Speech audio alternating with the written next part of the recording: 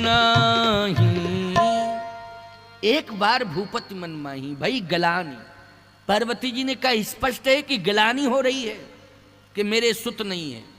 भाई गलानी मोरे सुत नहीं, इसलिए 60,000 वर्ष की आयु में गलानी इस बात की है कि मेरे पुत्र नहीं है, तो ये तो समस्या है। भगवान शंकर ने कहा समझने का अंतर है, समस्या कुछ नहीं। क्या अंतर है समझने का?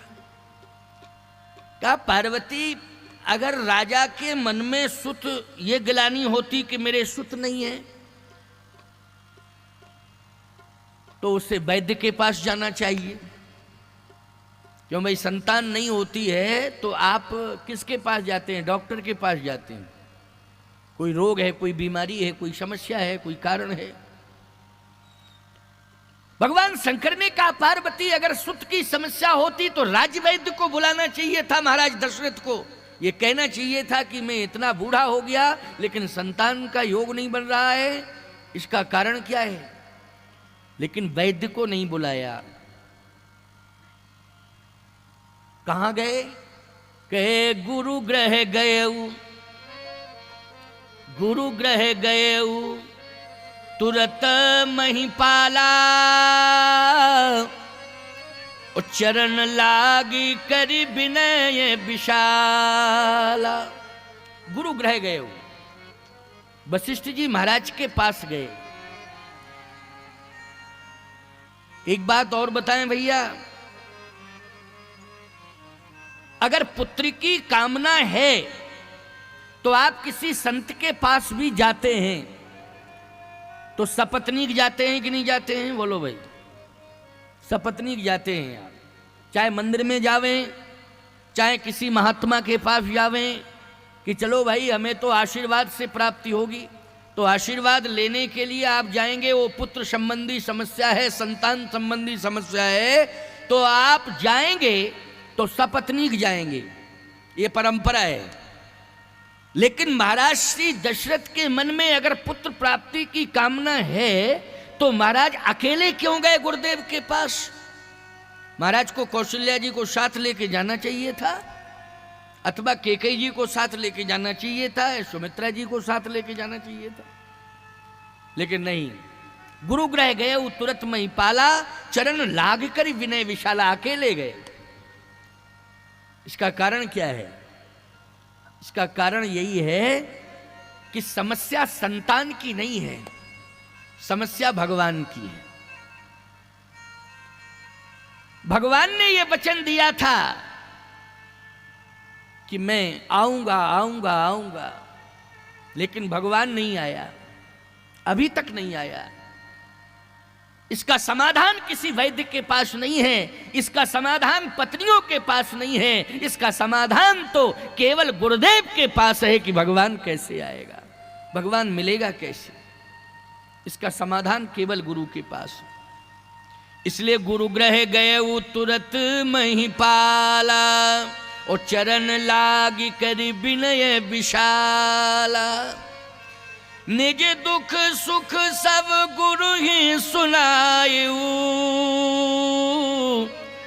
तब वशिष्ठ बहु विधि समझायु। निज दुख सुख सब गुरु ही सुनायु। निज दुख और सुख, पहले दुख सुनाया और फिर सुख। अच्छा बोलो भैया, दुख क्या है और सुख क्या है?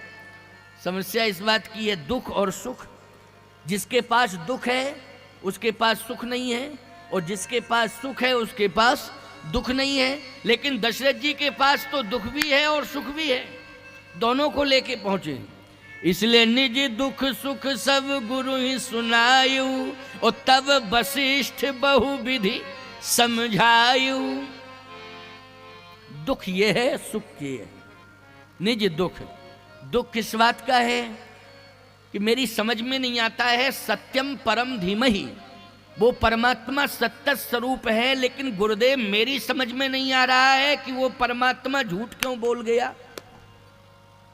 जब वो सत्य है तो सत्य ही है, लेकिन झूठ क्यों बोला वो, इस बात का दुख है। ये बात बिल्कुल सत्य है। आप लोग सत्यवादी हैं, परमात्मा पर विश्वास करते हैं।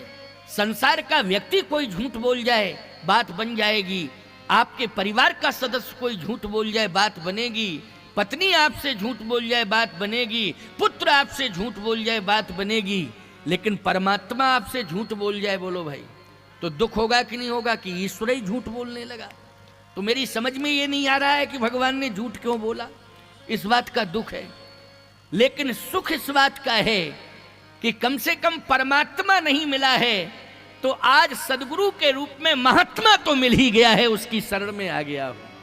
अब जब शरण में आ गया हूं तो निश्चित है कि हमारी शंका दूर हो जाएगी, हमारा भ्रम दूर हो जाएगा। इस बात का मुझे सुख है कि परमात्मा नहीं मिला लेकिन महात्मा तो मिल गया है, उसकी शरण तो मिल गई है। वशिष्ठ जी ने कहा कि महात्मा तो मिल ही गया है, तुम्हें परमात्मा भी मिलेगा, इसके लिए घबराने की जरूरत नहीं है। फिर धरहु धीर हुई है सुतचारी, धैर्य धारण करो। धैर्य धारण तो करना पड़ेगा। देखो, परमात्मा को प्राप्त करने के लिए अकुलाने की जरूरत नहीं है, घबराने की जरूरत नहीं है। बहुत ज्यादा घबराओगे अकुलाओगे तो काम बिगड़ जाएगा। धैर्य धारण करिए आप। अच्छा बोलो, धीरज धरिए तो पाइए पारू। धैर्य धारण करने से ही सफलता मिलती है। जब जब लोगों ने धैर्य को खोया है तब तक लोगों को बहुत बड़ा नुकसान हुआ है, और जिन्होंने धैर्य को धारण किया है याद रखना उनका समाधान हो गया है। इसलिए कभी भी अकुलाना नहीं चाहिए, धैर्य धारण करना चाहिए। धैर्य में परमात्मा का वास है। धैर्य में किसका वास है? परमात्मा का वास है। इसलिए सफलता निश्चित मिलेगी, लेकिन धैर्य धारण करने से। और यदि आप घबरा रहे हैं, बहुत ज्यादा बेचैन हो रहे हैं, तो याद रखना इसमें ना तो परमात्मा का वास है ना देवताओं का वास है, इसमें केवल भ्रम का वास है। किसका वास है? भ्रम का वास है। आप भ्रमित हो चुके हैं। निश्चित है कि आपको सफलता नहीं मिलेगी, क्योंकि आप भ्रम के वशीभूत हो गए।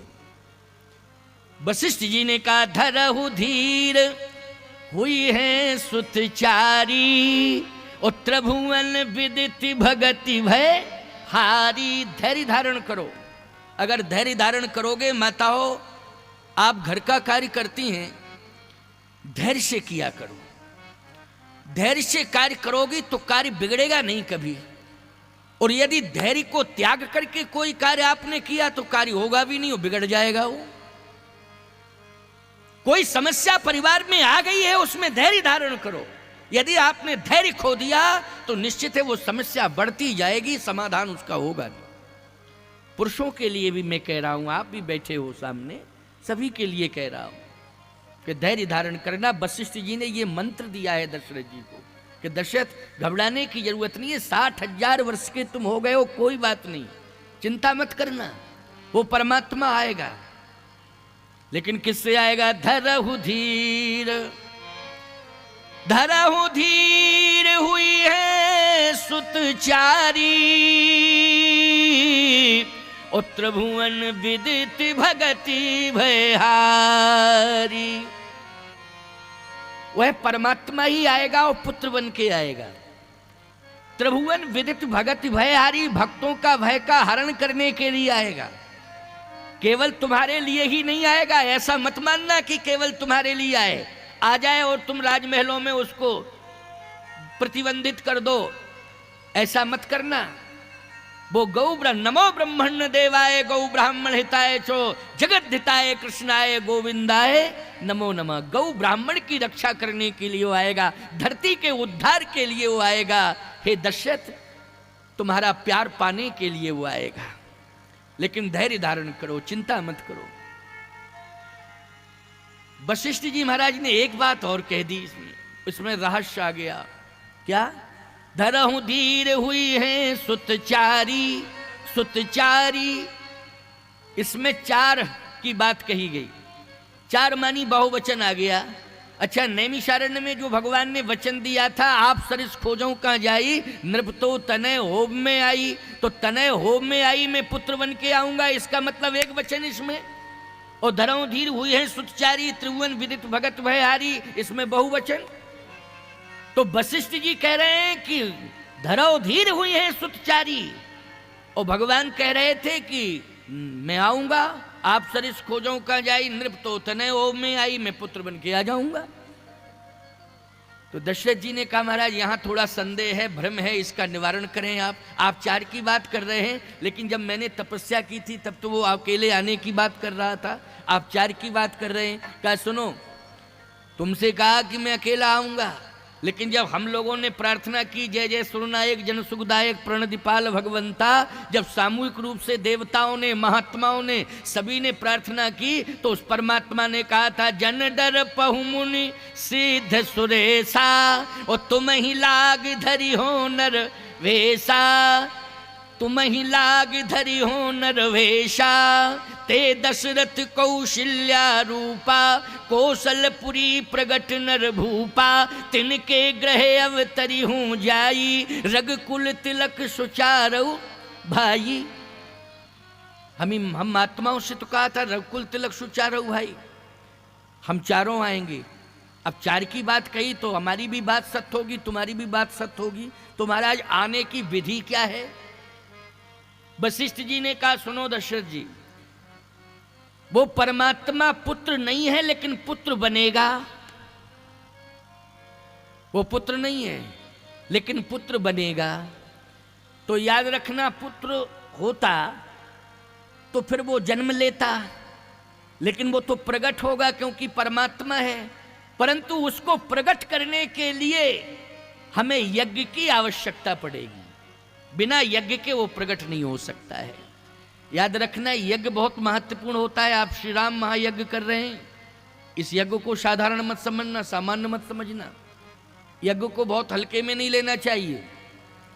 यज्ञ यदि हो रहा है तो ये परमात्मा की कृपा से हो रहा है। आपको यज्ञ में सहयोग करने का अवसर यदि मिल रहा है और आप यज्ञ में सहयोग कर रहे हैं, तो ये समझ लेना कि भगवान की प्रेरणा हो रही है, कृपा हो रही है आपके ऊपर।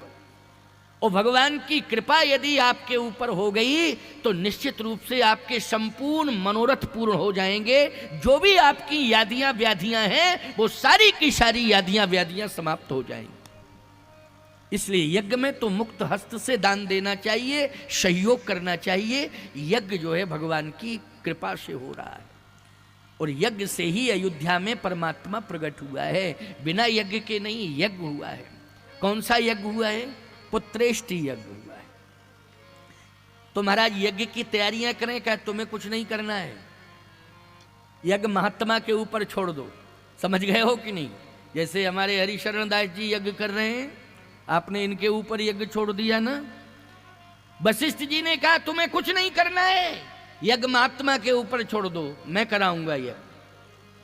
इसलिए श्रृंगी ऋषि वशिष्ठ बुलावा, श्रृंगी ऋषि बुलावा, श्रृंगी ऋषि वशिष्ठ बुलावा, श्रृंगी ऋषि वशिष्ठ बुलावा, पुत्र काम शुभ जग करावा, पुत्र काम शुभ यज्ञ करावा, पुत्र काम शुभ जग करावा, पुत्र काम शुभ यज्ञ करावा, भगति सहित मुनि आहुति दीन्हे, भगति सहित मुनि आहुति दीन्हे, प्रगटे अगिन चरु कर लीन्हे, प्रगटे अगिन चरु कर लीन्हे, प्रगटे अगिन चरु कर लीन्हे, प्रगटे अगिन चरु कर लीन्हे, भगति सहित मुनि आहुति दीन्हे, भगति सहित मुनि आहुति दीने, प्रगटे अग्नि चरु कर लीने। अग्निदेव हविष्यान्न लेकर प्रकट हो गए। ये हविष्यान्न क्या है, जिसको आप लोग खीर कहते हो, वही खीर लेकर के अग्निदेव प्रकट हो गए।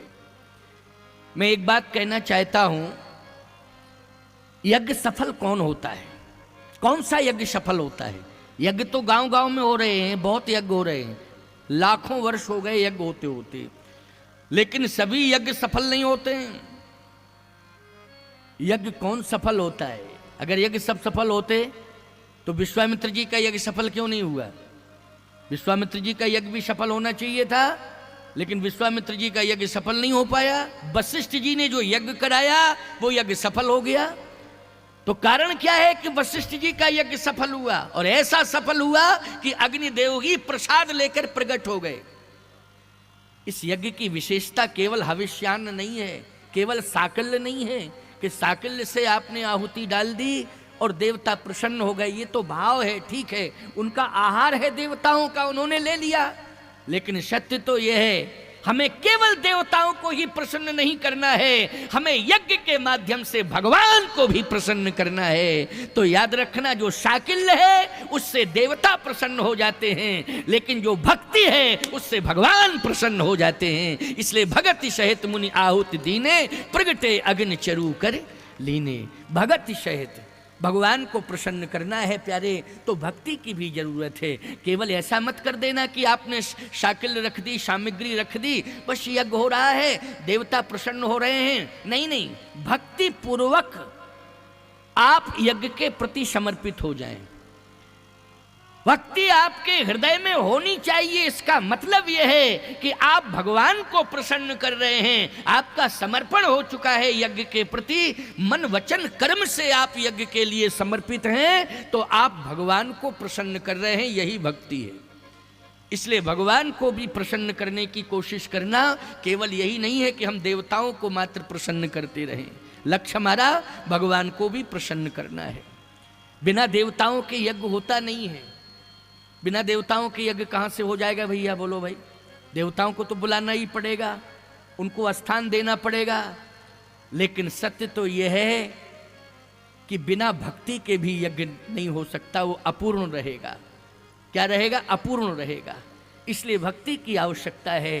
तो इन वैदिक ब्राह्मणों का धर्म है कि ये शाकिल्य के द्वारा देवताओं को प्रसन्न करें, लेकिन हम सभी भक्तों का ये धर्म है कि हम भक्ति करके भगवान को प्रसन्न करें, जिससे हमारे संपूर्ण मनोरथ पूर्ण हो जाएं, हमारा यज्ञ सफल हो जाए, हमारी जिंदगी भी सफल हो जाए।